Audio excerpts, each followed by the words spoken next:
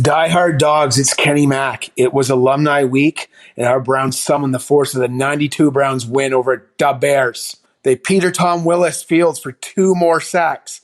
9 freaking sacks. Can you believe it? If you're looking for Fields, he's probably still under Myles Garrett right now. So crack your beer, sit back, relax, and let's hear what our dogs got to say. Woo, woo, woo, woo, woo, woo, woo, woo.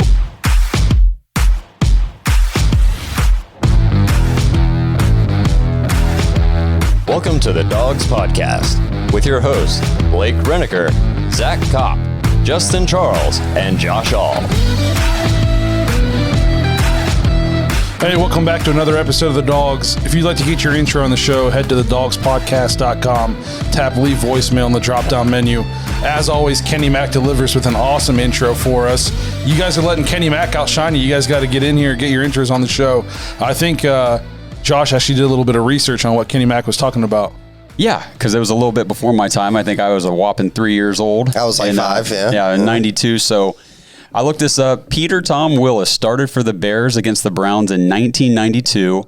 But Willis had a much better day than Fields did yesterday. Willis went 19 of 26, 285 yards, 2 touchdowns, but 2 interceptions.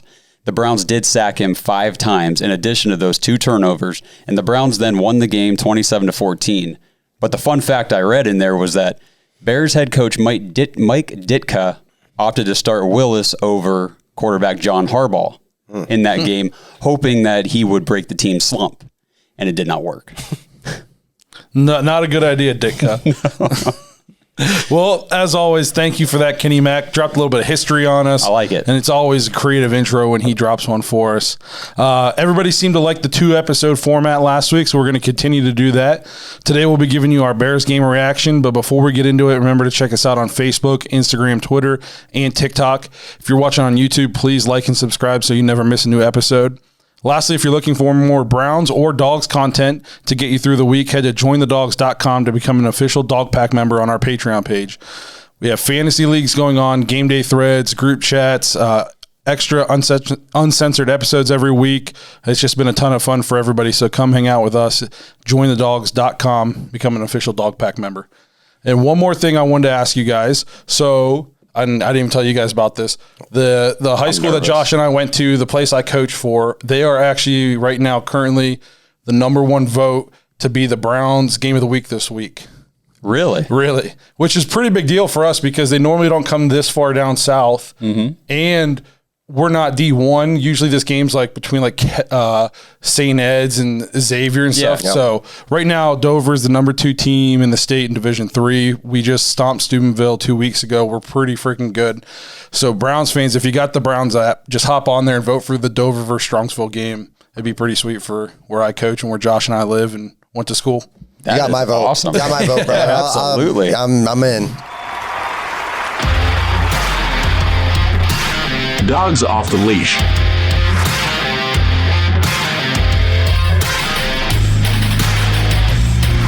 Browns is the Browns. All right, so this is what went right. And for the first time in, over a year, we got to start with the defense. Yes. We have to start with the defense. We've been talking a lot. I mean, it seems like forever we've been talking about, is the defense ever going to get it? Is the defense ever going to get it? Last week, there's a lot of talk about the players, the scheme, our defensive coordinator, and they must be listening. This must be plugged into the weight room when they're lifting or something, because all we did was come out 9 sacks. Myles Garrett had 4.5 just to himself. Record-setting day. How career selfish. Day. Yeah. We held them to 45 yards of offense, which for those of you guys keeping count is less yards than Justin Tucker kicked in a field goal to win the game. 19 less yards than that field goal. Well, all right, let me throw you this stat then real quick. So this, shout out to the Fantasy Football Friends for this stat, who we were on their podcast earlier this year. So this stat is hilarious. The Packers moved the ball 47 yards in 36 seconds with no timeouts to win the game last night against the 49ers. The Bears had 47 total yards in the entire game against the Browns. It's insane. I saw a stat too. They had 1 net yard passing. 1. Mm-hmm. Dude, so we were watching, because Justin and I were at the game, and like the people around, we kept looking at the board, and it had like all the stats up there, and those passing yards, it was like 1, then it would go up, then they get sacked, and be back down to like -3. And it's like, man, it's the fourth quarter. In the fourth quarter, at one point I was watching, and they had -2 yards passing, and it was, I think, 3rd and long. And I was like, we're going to sack him again, and they're going to finish this game with negative. Then I think they end up getting like a 10-yard pass, but it didn't. 1 yard passing. And we were talking about this before. I've never seen an NFL game like this. I've never seen an NFL game where the gap between the two teams is so glaring. This was like watching Ohio State against FCS Southeast Christian Academy or whoever it is. You know, I mean, it was unbelievable. I've never seen anything like it. At no point did I ever think they were ever going to score, even with the BSPI call, and they got the ball down. I knew they weren't going to score. I guess I have like one glaring question for Chicago coming out of this. What's Matt Nagy doing?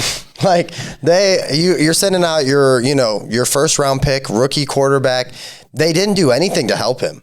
And I'm not being a homer here. I'm not being an Ohio State guy because, like I said some terrible things about Justin Fields yesterday at the game. I wasn't rooting against him, but everything was downfield. Everything took time to develop. Where was the quick passes? Where was I told Josh, where was like a little 5-yard screen just to help the guy out? Right. So the knocks on Fields coming out of college were his processing speed, decision-making on the field. Holding on to the ball. Holding on the ball too long, and his, I guess they would call it like an elongated throwing motion. Okay. So he needs to shorten his throwing motion on, release the ball quicker. Right.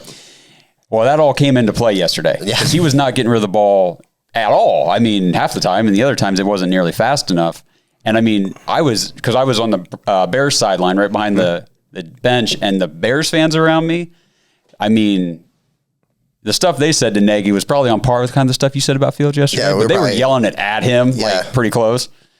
They don't like him. They can't hear me saying these things because turns out I'm like out in outer space, out where my season tickets are. But so obviously the D line finally teed off, and I don't know why it took so long to get to this point, but Myles was not just in one spot. He was all over the place. He was inside. He was outside. He was in his normal position. He was on the opposite side.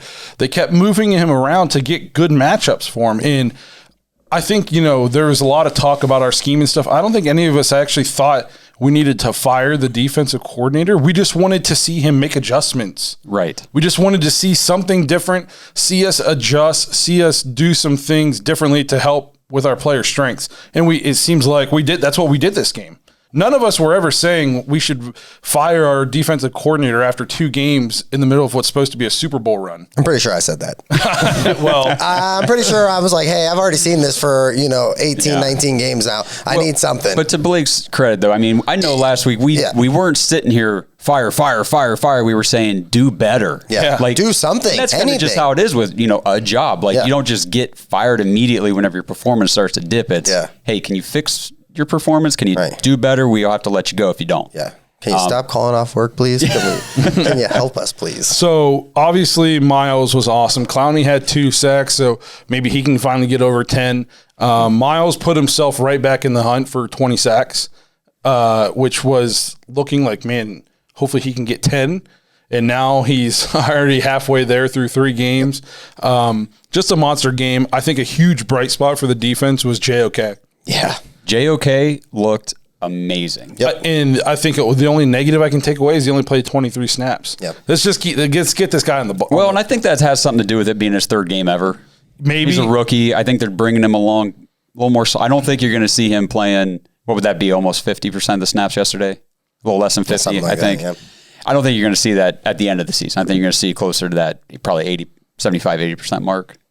Yeah, because let's get this guy on the field. He has instincts. That one play where he had the sack, where it wasn't even a design blitz. It's just he saw the guy he was supposed to cover stayed in to block or whatever. So he just knew he had no pass responsibilities. So he just blitzed. And and he's so fast. It was instant. Yes. He saw it, recognized it, and was gone in the blink of an eye. And Fields stood no chance. No. Myles Garrett said in the press conference yesterday, if JOK wasn't where he wasn't even supposed to be at, he would have gotten 5 sacks or 4. Yeah, I guess, 5 sacks yesterday. So he said, he kind of blamed JOK for being in a great position when he wasn't supposed to be. It was an impressive performance all around. The secondary, and another thing that helped the D front is the secondary. We locked them all down. Allen Robinson's a very gave receiver. Yes. He's one of the best, I think. I completely agree. For all the trash quarterbacks he's had to play with. Yep, and we locked him down. Gave our D line time to get there, and the D line was getting there so quick it made it easy on the secondary. It was kind of the way it's supposed to go. Yeah. This is kind of the way the defense was designed, where we would get pressure so fast the secondary would only have to cover for a split second, or vice versa. Correct, yeah. The secondary would have them locked down good enough to give the D-line that split second they needed to get home. And it finally came to fruition, and it was awesome to see, especially because the offense wasn't clicking on all cylinders. We still scored 26 points, but in a day where we weren't as explosive as what we've kind of come to expect from the offense. So just an awesome job by the defense. Delpit made it through another game without getting hurt. Yeah. Newsome looked great again. I am a little concerned. He's got that calf strain. So hopefully he's not going to miss any time, or if he is, it's not going to be a lot. Because as high as I am on the defense right now, we got 2 games coming up where they're not the Bears. No, these next 2 games are going to be, three. These next 3 games are going to be real tough. Yes. We're going to learn a lot about ourselves over this next, Vikings and then Chargers and Cardinals. Correct. Yes. Those are 3. The Vikings get a lot of flack. Kirk Cousins is balling this year. Kirk Cousins is one of the top quarterbacks in the league right now, and he hasn't thrown a pick yet. Yeah, here's the thing. If you don't get pressure on him, he will pick you apart. Yes. He knows where to go with the ball, and he's extremely accurate, and turns out they got weapons. Yes, they do. A bunch of them. They got weapons all over the place. They got a good tight end. They got one of the best running backs if he plays. And 2 of them, Madison's no slouch as backup. And then they have 2 really good, outstanding wide receivers. And that KJ Osborne, the wide receiver 3, he's not bad either. Yep. So we're going to get into a preview with that. But obviously, just like we can't get too pumped about the offense week 1 because the Chiefs' defense sucks, which they should be 0-3. You mean the 4th place Chiefs? Yeah. I don't want to get – not all the problems were solved in one game for the defense against the Bears, who are awful. But that being said, nobody has made them look that awful yet. They played with the Rams for a half. And then who they play in week 2? Cincinnati. And they played with they beat Cincinnati. Yep. So even though the offense isn't great, they're still an NFL football team that has beat another team this year, and they can play with anybody because the defense is solid. Their defense is really good. I think they're very really good. Yep. We can get into that and what went wrong, but Khalil Mack was making himself. The whole D line was making themselves felt, but their front 7 is excellent. Another guy that I want to highlight, and I don't know, Blake, tell me what it was like watching it on the broadcast, but from where I was sitting at the game, Ronnie Harrison popped off the field to me. I felt like I looked at the box score here, and he's got two tackles, but he had a sack, he had a tackle for loss, and broke up 1 pass. But I felt like he was a part of almost every play. It felt like everybody was around the ball. I'll tell you a huge thing. We didn't have missed tackles. Yeah. I don't know if you guys noticed that. There were not a lot of missed tackles for the Browns yesterday. Even if they did get a pass off, it was first guy that's bringing them down. Yeah. It was the first time in a long time where we tackled well. And I kind of attribute to that. Delpit's out there. JOK's out there more. Mac Wilson was not out there. Did he not play? Because he didn't have any stat line, and I don't remember him being out there. Mac Wilson, I thought I saw him on the field at one point, but I guess not. I don't see. No, he didn't register any snaps yesterday, so. Is he hurt? I don't know. I'll look it up real quick. Okay. But I was curious. I'll look it up. So obviously the defense was great. I do want to talk about the offense too. Well, here, real quick, let me just say for the defense that those 9 sacks were the highest in a Browns game ever since 2015. It's excellent. And Myles Garrett, 4.5 sacks, most ever by a Browns player. You might have said that earlier. And the 47 total net yards that we limited the Bears to, it's the lowest in Browns franchise history. I thought I saw too something along the lines of it's like the least amount of yards we've held a team to since 1946. And we were wearing the 1946 jerseys. Absolutely. Which were awesome, by the way. They look awesome. Yeah. Yep. So we got to talk about the offense too with what went right. Mm-hmm. Even though we weren't clicking on all cylinders, still put up 26 points. Yes. You score 26 points, you're gonna win. You're gonna win some football games. Ran the ball well again. It was a little slow going at first. Kareem Hunt was different yesterday. Yep. We were talking about it early in the game, but I I don't know what was going on with Chubb. He didn't look that explosive, or he looked very indecisive yesterday. And Kareem Hunt was making one cut, hitting the hole, and nobody wanted any part of him. Dude, Kareem Hunt. Oh, my God. What a luxury for the Browns. Well, whenever you have one of the best, if not the best, like we've said, pure running backs in the league in Nick Chubb, and he's struggling to get yards, and you can just turn to your RB2 and say, yeah, let's give him a different look. I mean, what do? I mean, and Hunt is a different style runner. Yeah, absolutely. He is a violent slasher. Yep. Yeah, it almost seemed like Nick Chubb was being too patient. Like we weren't blocking that well as we're accustomed to seeing, and the holes weren't staying open that long. And we kind of needed somebody to just take the handoff, hit the hole hard, and just get what you could get and break a tackle. And Kareem Hunt was doing that. I mean, he averaged 8.1 yards per carry. He had 10 carries for 81 yards. Nick Chubb had 22 carries for only 84 yards. When was the last time we ever saw Nick Chubb only average 3.8 yards per carry? Yep. Ooh, it's been a while. And I think I said it early or midway through. I was like, we need to just keep giving Hunt the ball. Yeah. I was like, Browns fans might be fighting me, but like I would not be giving the Chubb the ball right now. No, I mean, at least where I was sitting, like there were Browns fans around me too. And I mean, it was, no hate on Chubb, but it was, hey, Hunt's moving the ball. Yeah. Give it to him. Yeah. And that's why we have them. Yeah. In teams don't have that luxury. No. Like it's crazy. Baker Mayfield, even though he was a little off, 19 of 31. I think that's around 60% completion. 1 touchdown, no turnovers again. He was sacked 5 times, which, the line did not play that well yesterday, which we're going to get into, but still had a 97 rating. So it's floating right there around the 100. And I think it was at 100 for most of the game. And then late in the game, he got sacked again and went down. So overall, efficient. Maybe the best thing you can say about the offense yesterday is we went 4 for 4 on field goals, and 2 of them were over 50 yards. Yep. Well, and I texted you guys before the game because I was sitting there watching McLaughlin, warm up, and he kicked one from midfield, put it right through. And I'm like, I was sitting with my dad and like, shocked. What the heck, man? Yeah. Like, I know he can't do it during the game, and then he just about did. 57 yards, and they didn't look fluky either. He looked like he hit them solid. So maybe we have a kicker. It was impressive. I don't want to get too far ahead because we've seen what our kicking position has been. Mm-hmm. That's right. I was very impressed with him yesterday. I mean, he stepped up with confidence and just put him through. And I couldn't tell early in the game if we were going for it on 4th down because we didn't trust the kicker or just because Stefanski likes to be aggressive. Yeah. Because he likes to be aggressive, and especially in that part of the field, he goes. But so it was good to see that then when he did give McLaughlin his chance, he went out there and, lived up to it. Yeah.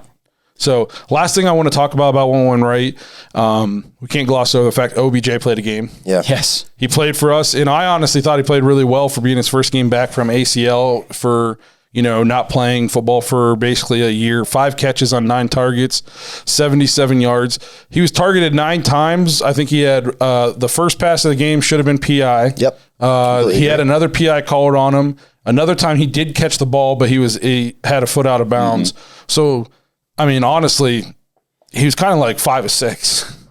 I was definitely impressed for how much they used him. I did. He looked good on the end of round, I was assuming, yeah, he did. Yep. I was assuming they were going to kind of use him a little bit more sparingly, and kind of be on like a pitch count. He was out there most of the game. I mean, I don't know how many snaps does it say he played? I didn't Mary Kay was talking about that. It was like 50 snaps or something. Yeah. He played almost all that's the thing. Like, you he guys was out talk, there pretty much. I'll find it. Well, I can tell you real quick, going back real fast, PFF doesn't have Mac Wilson as having any snaps yesterday, but Dogs by Nature said he played 12 snaps. I thought I saw him on the field. Who are we talking about? I'm sorry. Mac Wilson. Okay. So I think he did play yesterday. And then if we want to just highlight one more thing on the defense, the Bears attempted 11 first downs yesterday, or third downs, and got 1. Yeah. They converted 1. 1 of 11. That's not going to get it done. They will get it done for us, though. OBJ's 52 snaps. 52 out snaps. of 81 offensive. That's another thing. How many plays did we run? 81. 81? Our first 2 games, we were running in the 50s. Yeah. So look what happens when the defense gets you the ball back. At one point in the third quarter, they had the snap counts up on the board. We had exactly 30 more plays than they did. What was it? 19 minutes of ball control at the end. Yeah. I mean, It was a very Kevin Stefanski kind of scripted game. Well, they averaged 1.1 yards per play. We averaged 5.4. We had 203 yards passing. Wow. They had one. We had, let me see here, rushing. We had 42 rush attempts. They had 13. We averaged 5.1 yards per carry. They averaged 3.5. Time of possession was 39 minutes to 20 minutes. Yep. It's tough. It's like, if it's like that and you're not like a Kansas City type offense that can just go out and score at will and quickly, you're going to probably lose a lot of games. When you're getting dominated like that with just time of possession, that's outrageous. Last thing I want to touch out on Odell was I thought we put him in the offense and we just inserted him into it and let him do his thing without we weren't like forcing it to him. He didn't have 18 targets. Right. You know what I mean? He just came in and was part of the offense, and I think it was much needed. Our other wide receivers, so Odell had 9 targets, and I'm pretty sure the next highest target share on our team by a wide receiver was 2. I have not been impressed with the other receivers on our team this year so far. DPJ made a very nice. Yeah, he had some nice. He had 2 catches on 2 targets. Higgins has had 2 catches on 2 targets. The other receivers, I know we spread the ball around and stuff like that, but we have to be explosive at some point. We have to get some chunk plays, some cheap touchdowns. It's hard to constantly go like march all the way down the field. At some point, you need to hit like a cheap 60-yarder. Well, since we're talking about OBJ, I don't want to say this in the what went wrong section because I don't think it was a wrong thing. It was just kind of an observation from the game yesterday. But I felt like, this is, well, I guess it is kind of what went wrong. Our O-line was not good yesterday. Correct. Just to kind of preview what we're going to talk about. Completely agree. When OBJ was running, let's say, deeper developing routes, it wasn't working out so well because Baker didn't have enough time to let those routes develop, and I felt like Baker was looking at him too long. Yep. For the amount of time he was being given to make a play. And then there were a couple of times I saw Baker, he would step up in the pocket or he would extend the play a little bit, break out of a little pressure, and then before he would get hit, he would look back to where OBJ was going. It was like, that's a Baker problem right there. He needs to, once he's feeling that pressure and he's off of OBJ, find the next open guy and get the ball out. He held the ball too long and got sacked. And that was the only, because I think I made a comment in our group text yesterday about OBJ. And then I realized, okay, I worded that completely wrong. What I was seeing was poor timing, poor communication. And I just think the chemistry is not quite there. But that O-line was not giving Baker the time to get the ball. But whenever OBJ was on his quick routes, quick slants and stuff, they were on. And it looked good. I joked with these guys. I don't take this seriously when I say it, but like when Wills finally went out of the game, I was like, man, well, maybe this is a chance for somebody to get in there that can actually have a little bit of mobility. He struggled. Yeah. He got beat off the first quick move almost felt like every time. I felt like Baker was just fighting for his life, especially in the first half. I thought it was very, very not a lot of time to work with. Well, why don't we segue into what went wrong? Before we get into that, we got to remind you to check out SimBull, the stock market for sports. Head to SimBull.com/Dawgs, DAWGS. Join us in our Pick 3 League or play the stock market for sports. So the way the stock market for sports works, you will get in, create your account, use promo code DAWGS, DAWGS, get your $10 free to play. You will buy stock or a share of a sports team. It can be college, can be baseball, basketball, whatever you want. Obviously, we're big in the NFL. So you get in, you buy a share of the Browns. As their stock price goes up because they're winning and more people are buying into them, you're making money. Another way to win is every time the Browns win, you get an instant cash payout for every share you have of them. So if you have 10 shares, it's 10 cash payouts. The more shares you have of the team, the more money you're going to win. Also, they have a free Pick 3 League on there. We have our own league. So you're going to make your account. You don't have to put any money in for this. You're going to hit teammates in the lower left-hand corner of the website. Then you're going to hit join/create league in the upper right-hand corner. You're going to find the Dawgs Podcast League. You're going to join. You're going to pick 3 games against the spread every week. Whoever has the most points at the end of the year is going to win a free Browns jersey of any player that you want. I think we're over 60 people in our league now. So keep joining, and you still have plenty of time to play catch-up if you haven't been in there yet. We're only 3 weeks in, and nobody's blowing anybody away. It's still completely wide open. Picking against the spread's a different animal. So jump in there, SimBull.com/dogs. Play the stock market for sports. Also join our Pick 3 League. And while you guys are out there placing your bets, our friends at Manscaped have a can't-miss bet for you. The leaders in male grooming just launched their 4th-generation performance package. The betting odds are definitely in your favor when you use the Lawnmower 4.0 on your balls. Across the board, this is the package to get you in the mood for whatever your gambling heart desires. Ready to take the leap to male grooming royalty?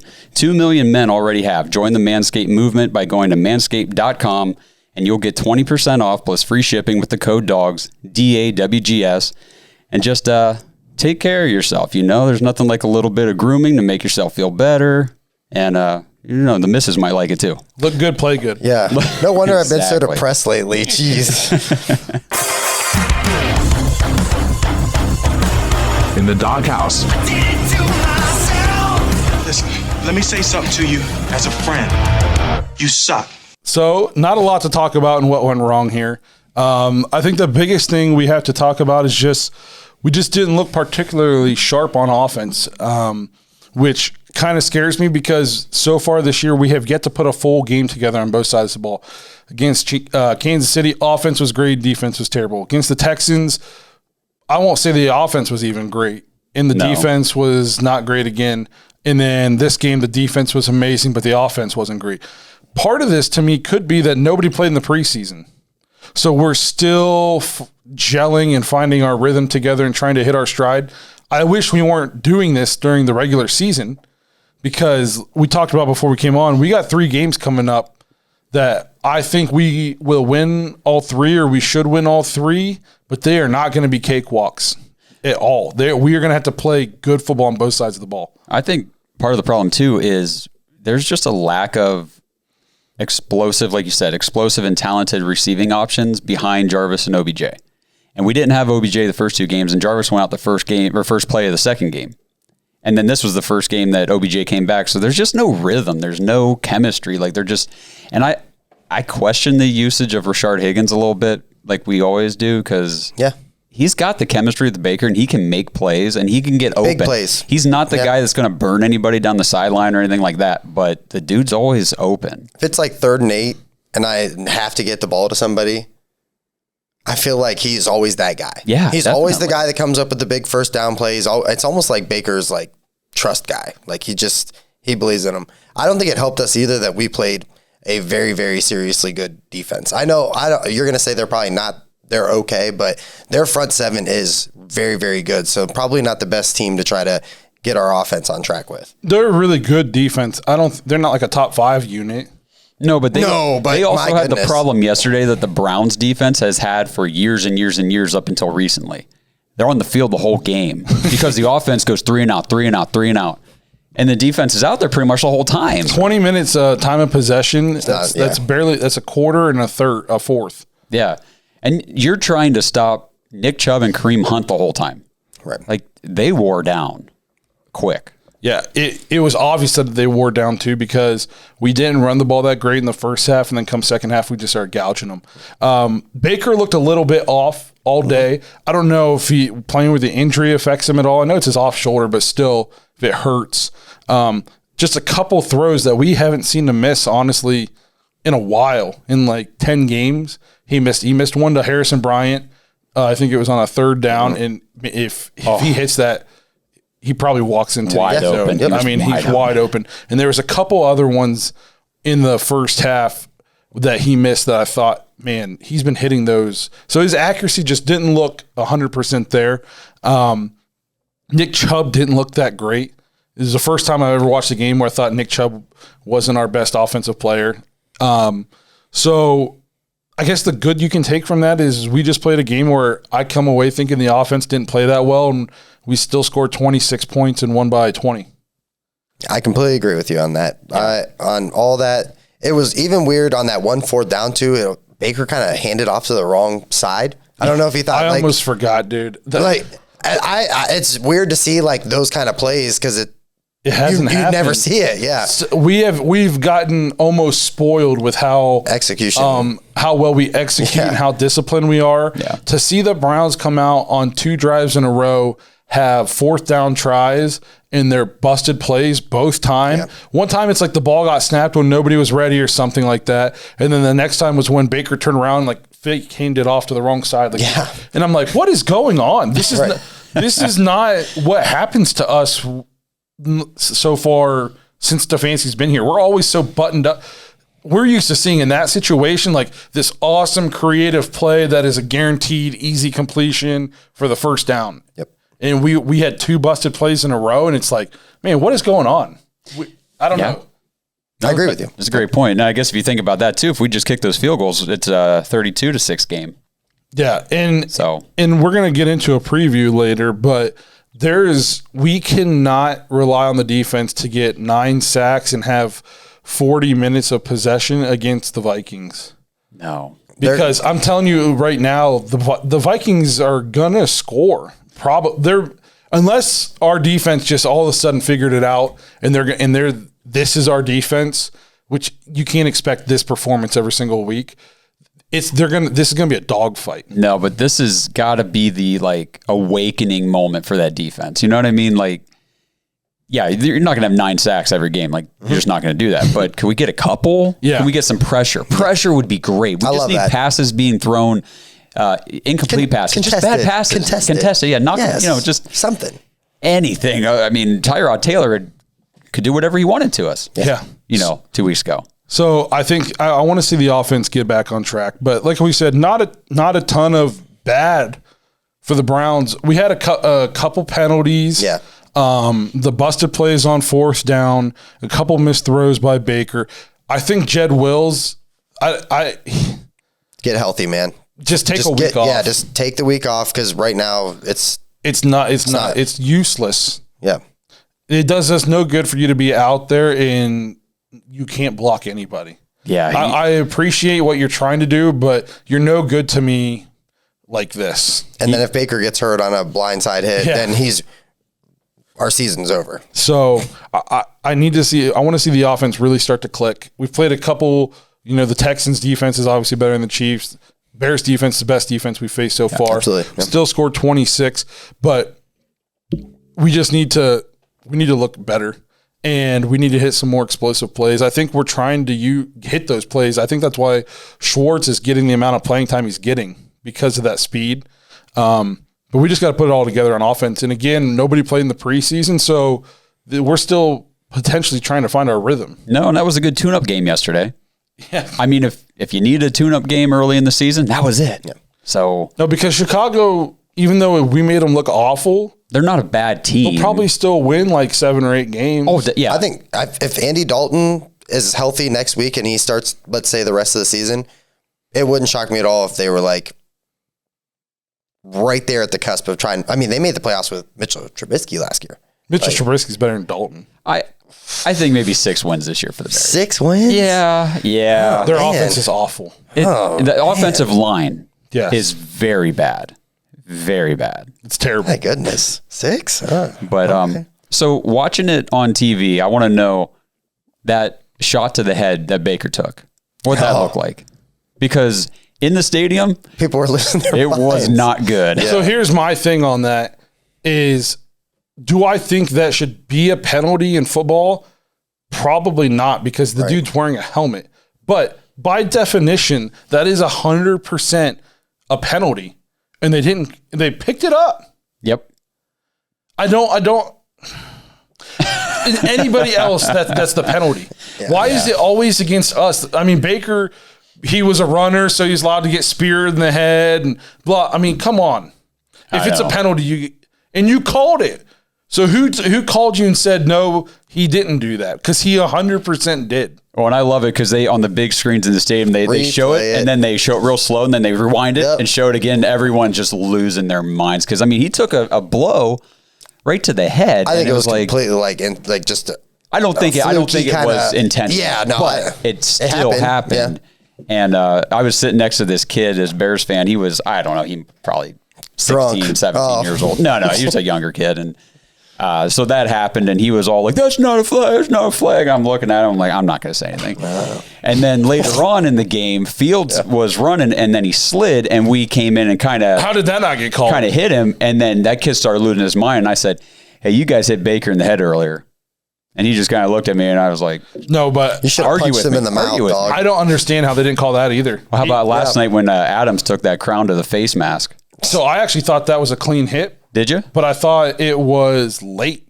I thought it should have been called. I thought it was a late hit, not a. And that's why he got to come back in the game. It was never a head to head. He said he didn't go out because his head already went out because he got hit in the chest and couldn't breathe. That he was never in concussion protocol. That looked like it got him right in the face. Hit him right here, Really? chest. You got to watch it from behind. But I thought, the dude took 2 more steps and then hit him. So I thought it definitely should have Should been have a been late hit. Yeah. But anything else we want to talk about with what went wrong? Not Not really, a lot- man. not It a lot really went wasn't wrong. a lot. Like, I'm not going to nitpick. We just got to look better on offense. But Yeah. again, you're not going to look amazing. Look at the Chiefs the last couple of weeks. You're not going to look amazing on offense when you're playing a good defense. No, the and- Bears are definitely, if they're not top 10, they're like right around that range. oh, for sure. I think they're like an 8, 7, or 8. Somewhere They're like very good on defense. Yeah. And it's nice to see that the Browns can go out and struggle to get things going on offense, and we still come out with a blowout victory. Like, old Browns team might have still won that game, but it might have been, 10-6, 13-6. Old Browns teams lose that game 6-3 on a last second field goal. Even with the other team Yep. only getting 47 yards. Because we wouldn't have scored either. That's true. That is I true. watched us play Seattle at Cleveland long time ago. They beat us 3-0 because I forget who their quarterback was. Yesterday was He played for interesting Minnesota for a little bit because I was around so many Bears fans Jackson or something. and they were so high on the team at the beginning, but you knew it was false hope. And then it was, screw Nagy, get rid of Nagy, fire Nagy. There are 3 games in the season. I'm like, geez, I remember those days. And they're like, oh, please, Justin Fields is our future. I'm like, I remember those days. And it just felt like, wow, this is how we used to be. Yeah. You know what I mean? And yeah, for Matt Nagy being a quote unquote offensive guru, I would say not so much. I would say he's probably not going to have a job at the end of the year. That would be He doesn't make it through the year. There's no way. correct. All right. All right. Well, thank you guys for checking out another episode of The Dogs. Hopefully, y'all enjoyed the defensive dominance by the Browns as much as we did. For all you Dog Pack members, we'll see you over on the After Hours show. And to everyone else, we'll see you in a couple days when we break down our big matchup with the Vikings. Thanks for listening to another episode of the Dawgs Podcast. Make sure you subscribe to our YouTube channel and follow us on Twitter at the Dawgs Podcast, and become an official Dog Pack member and join thedogs.com.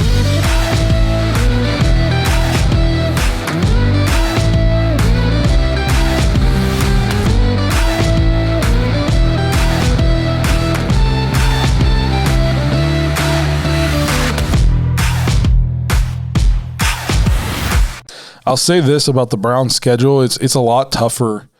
After 3 weeks of football, I'm looking at it, and it's way tougher than I thought it was coming in.